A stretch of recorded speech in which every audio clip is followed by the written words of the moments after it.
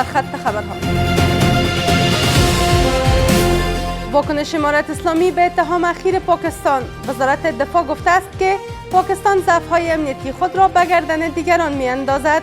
عاملش افغانستان و هندوستان است. این به خاطر از اینکه پاکستان با هر دو کشور دشمنی دارد. باقی ماندن تنها 2 زندانی امریکا در افغانستان. ذبیح الله مجاهد پیشتر گفته بود مذاکرات با امریکا در مورد مبادله زندانیان ادامه دارد. بررسی بازگرداندن مهاجران افغان فاقد اقامت توسط اتحادیه اروپا. آگاهان امور مهاجرت این اقدام را خلاف تمام قوانین و پرنسیپ‌های جهانی می‌دانند. افرادی هم که اینها حق اقامت در اروپا نداره اینها رو به نحوی به افغانستان منتقل بکنند.